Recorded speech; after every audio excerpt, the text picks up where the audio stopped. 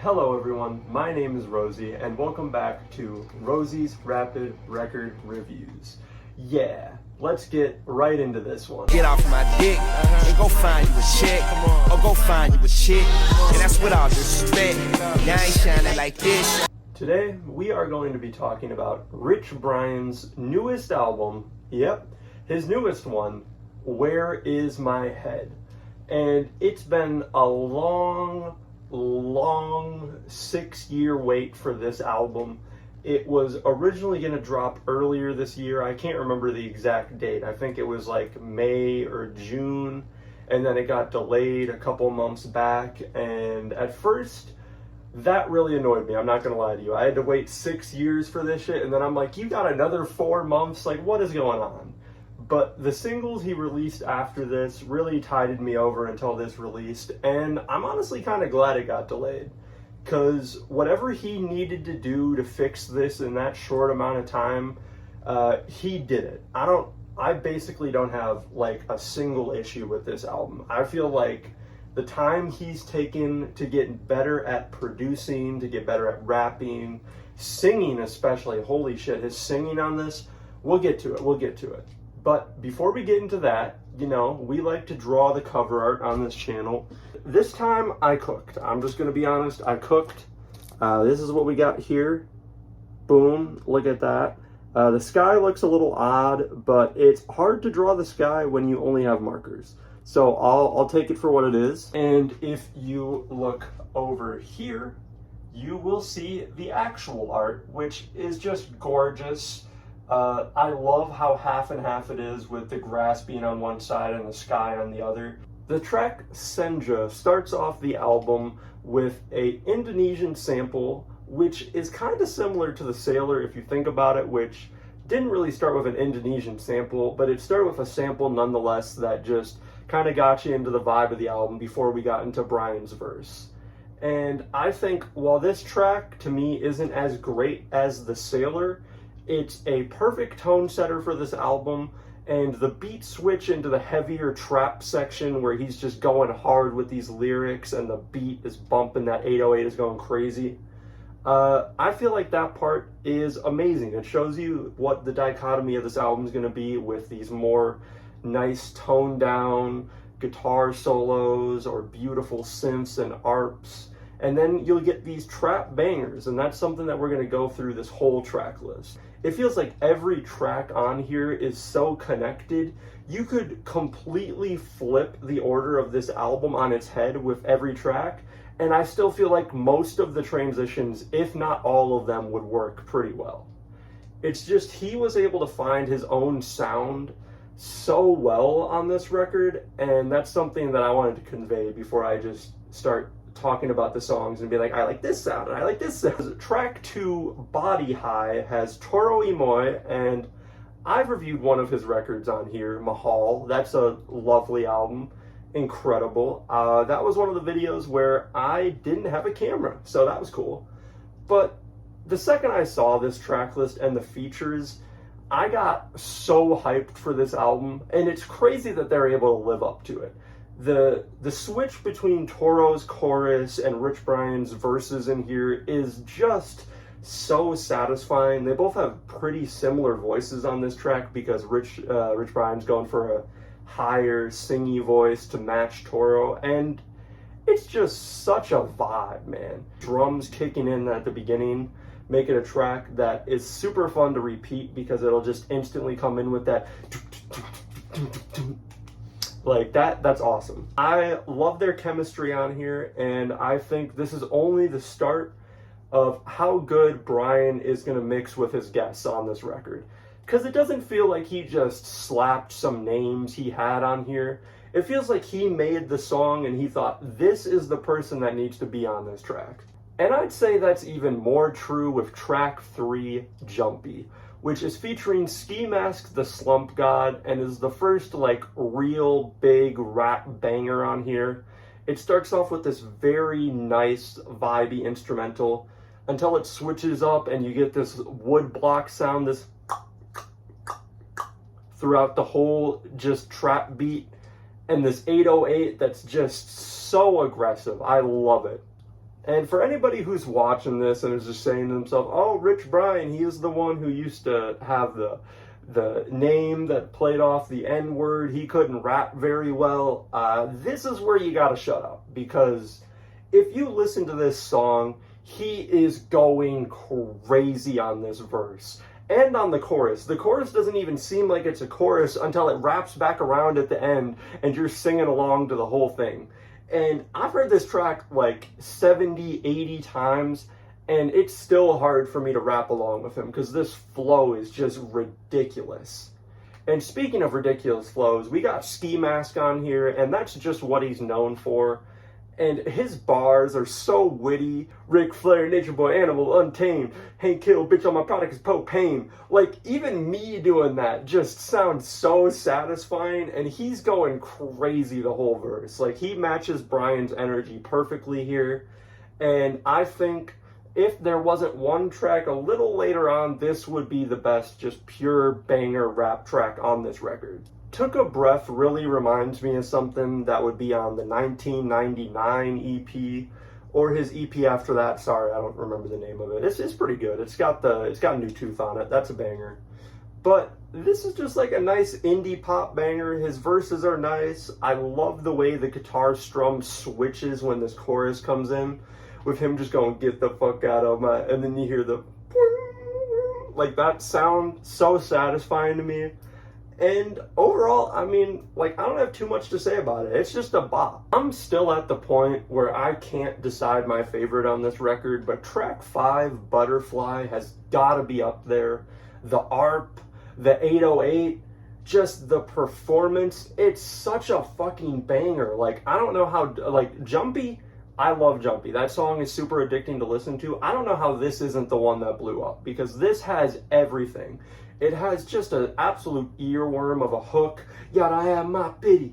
She the only bitch who make me clingy. And the way it drops in with the 808, that could be your favorite part of the song. The ARP is super addicting. That could be your favorite part. It's just like every single section of this song is ear candy. Y'all already know it's Editing Rosie. This is going to be the 3rd version you see of me in this video. And I gotta say, Fat Cat, Starving Dogs, this is a banger. I didn't really talk about it too well in the video, so I wanted to go over it here. I really love Brian's performance on here, especially when he gets into the hook and he's like, where did he spawn from, where he came around? Like, the voice he does here, the deeper voice, is very fire. I love how it matches the dark energy this track has with these really angry synthesizer noises and these 808s. And Maxo's part has also grown on me. I do think he's the weakest holy shit. I do think he's the weakest feature on this album, but he has a lot of energy. I like the bars that are really kind of witty, where he's talking about Kanye or getting his dick sucked like a candy bar. He's just having a fun time. We get to the end of this track, he's chatting about some ice cream or some shit. Another thing I really like about this album over The Sailor is the corny parts, or his dry sense of humor, doesn't really get in the way of any of the songs. He knows just exactly where to insert it. And I'm glad he didn't get rid of that part of him, because that's something that really appealed to me during The Sailor. There's just things he'd say, like on the one song where he's like, I'm fucking terrified. Like, that shit's awesome. That's really funny to me, so I'm glad it's still on this record, but it doesn't get in the way of all these tracks just being fantastic on their own. The next track, Little Ray of Light, serves as a big switch up from Fat Cats and Starving Dogs, and was the first single on this record. And after hearing the record, like, it fits in perfectly, don't get me wrong, but it is a crazy choice for first single to me, because it's definitely the most chilled out melodically. It's probably the best his voice sounds on this whole record, so maybe he just wanted to flex that he can sing like a motherfucker now, because he sounds beautiful on here. Hey, so if you look a little bit closely at the screen, things might look a little bit different from the first half of this video. Nothing happened. There's been no passage of time whatsoever. This is just 5 seconds after the last clip. But as I was saying, the next song, Ma, is a very sentimental one about his parents and him just having visa troubles, trying to get home, to just see his whole family. And it's really sentimental. I feel like the chorus especially pops. It's just something you can really relate to, not having enough family time. And it's a great song. And it makes for this really emotional, like, sad moment before we go into Serpents, which was the track I mentioned earlier that is probably the hardest song he's ever made. If you've been following the rollout for this album, you know we had a preview of this with already super sick visuals of him just like conducting people to play these violins over this beat. But this drum beat is insane. I don't know how you come up with this. On top of that, these violins are very striking. They just make for this kind of like panic sounding beat. It's very tense when you're listening to it. And Brian's voice over this is incredible. This is just the best verse he spits on this whole record. And I'm talking about both of them. The flow on this first one, crazy. It's the beat we heard in that preview. And then we get this switch up where he's, I don't know what's going on, honestly, with the story of this part, but he's looking for a door. And then he comes back and we get this crazy switch up. I don't even know how to explain what's going on with the synths, but they're going wild. And his flow, I'm back again, stacked again, my business, then my back again. Like, bro, that shit, so satisfying to listen to. Just him gliding over this beat. And when the chorus finally comes back in at the end, you didn't even think that was the chorus, but his voice is a little bit deeper with it, and it sounds just incredible. If you listen to one song from this album, this is honestly the one I recommend. It's Brian at his most hype, braggadocious, and honestly, he's earned it with this song. The production is crazy. His skills in general have just evolved, and I think this is the biggest banger on the whole record. Bumpy Road with Red Veil is another great one. I feel like it's a more chill, reflective moment that we need in between Serpents and the next song, because just going from Serpents to the next song would be insane. I'm glad he didn't do that.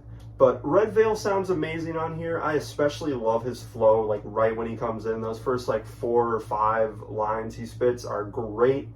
And this beat's just nice. I like the vocals of Daisy World in the background, and it's a chill one. And now what everybody is here for, honestly, because I just see discussion about this song everywhere. Every review or reaction I've seen, people are talking about it. And that is Time Zones. And it's for good reason. This is easily his best storytelling song up to this point.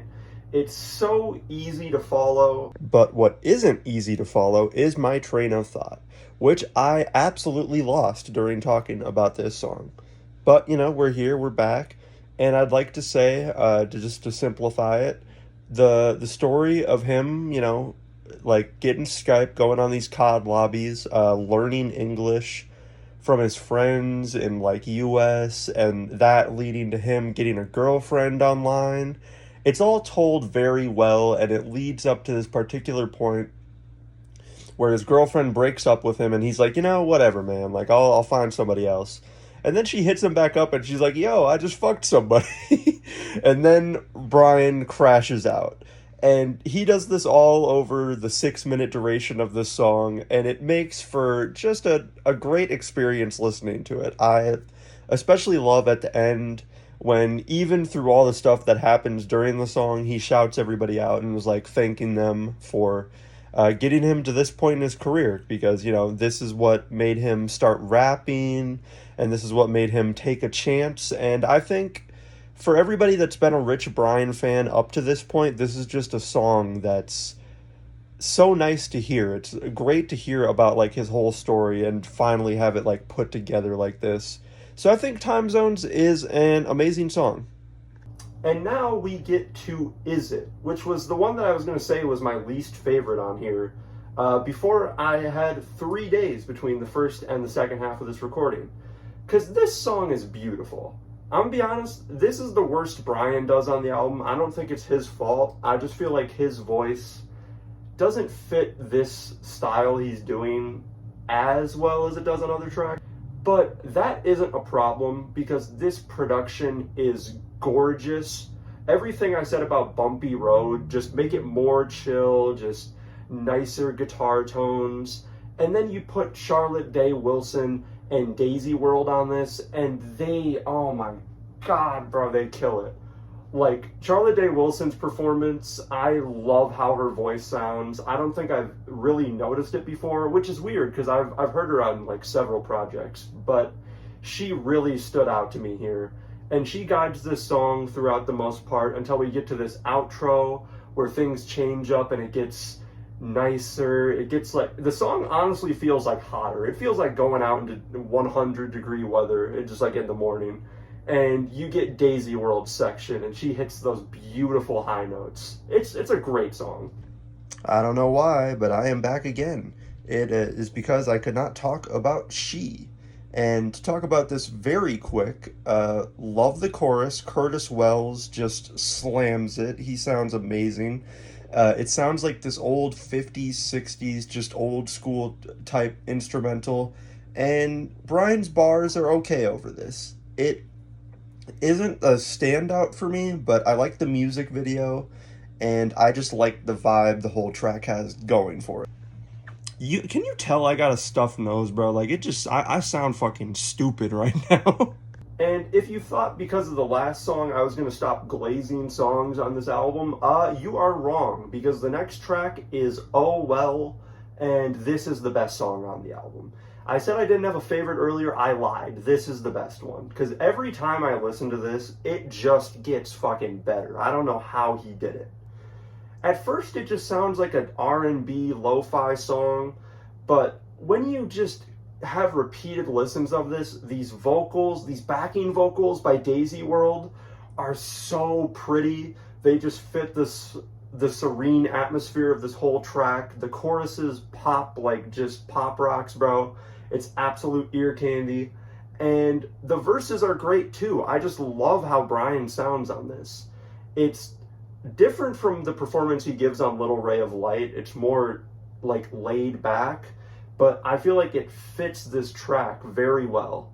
And can we talk about Pedro Martins again? That solo at the end that he gets, and then the chorus comes back in. Oh my God, it's so good, dude. Like, he is just shredding on that guitar. It just sounds beautiful. And there's like this effect on it. I think it's like a flanger effect of some kind that just adds to this whole atmosphere. And then finally, we get this like playful and reflective beat on the last track, Jelly Air Island. Brian gets back into his rapping bag once again, and he sounds very good on this. He sounds like he's having a fun time, especially at the end, where he's like talking about only time I miss is when I bowl. Like, that shit's fun. And it also ends with another Indonesian sample. So we start and end the record with the place he's from, and I feel like that just perfectly wraps together Where Is My Head by Rich Brian. I did just spend 40 minutes talking about a Rich Brian album, and you know what? I'd do it again. There is a perfect mix of hip-hop, R&B, and pop, and just everything he wants to do on here. And it's got me really excited for what he's going to do next. This is everything I could have hoped for, and I'm just happy I got to review it. There's more albums that have come out lately that are just mind-blowing that I really want to get to, but I've had a place in my heart for this album since the second it was announced in March, and I definitely needed to get this out because I just can't stop thinking about it, man. This album, when I wake up, this album is the shit I put on, and then when I go to sleep, I like listen to a song from this album. I'm kind of obsessed. I hope you enjoyed watching, and I will see you in the next one that will hopefully not be 2 weeks away. But, you know, full-time jobs are fucked, bro. Like, you know, if you don't gotta get one, don't do it. Low-key, shit's crazy. Thank you for watching. I hope you enjoyed, and I will see you all in the next one. RRRR. She the only bitch that make me queen. Spending all this bread, making